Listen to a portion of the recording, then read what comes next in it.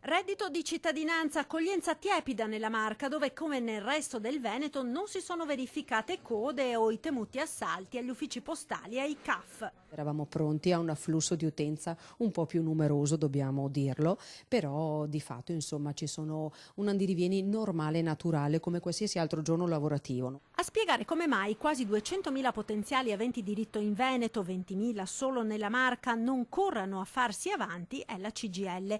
Il vero problema, specificano dal sindacato, è costituito dalla necessità di presentare l'ISEE aggiornato ed è proprio su questo che si stanno registrando tante domande in coda per l'appuntamento. Di fatto li fissiamo anche su aprile perché chiaramente cerchiamo di dare naturalmente priorità a coloro i quali hanno già l'ISEE pronto e devono fare la domanda. Tutti coloro i quali ancora non hanno l'ISEE ricevono tranquillamente un appuntamento, una volta fatto l'ISEE faranno anche la domanda per il reddito di cittadinanza. Il viavai di persone agli sportelli, pur non consistente come si temeva, è comunque costante, soprattutto da parte di chi vuole verificare se sussistano tutti i requisiti per poter accedere al reddito. Sì, ho 5.800 ISEE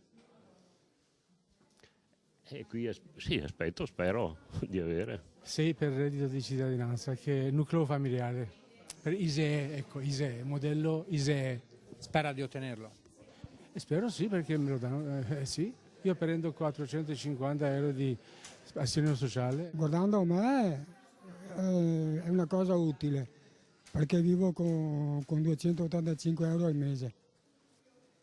Però ci sono opinioni diverse, adesso non sto a polemizzare. Tra chi attende il proprio turno anche giovani che più che al reddito di cittadinanza mirano ad un'occupazione stabile. Spero ci sia possibilità di rientrare nei canoni, nei riferimenti, penso di sì comunque, e spero che ci sia anche possibilità di stage e lavoro, perché è quello il succo del discorso.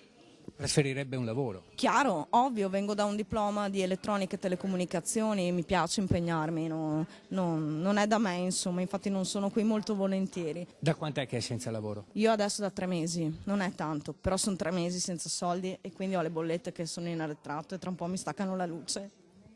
Quindi devo trovare una soluzione rapida e veloce. Io sono una ragazza giovane, volenterosa e non danno la possibilità a noi giovani di metterci in campo per far vedere le nostre qualità.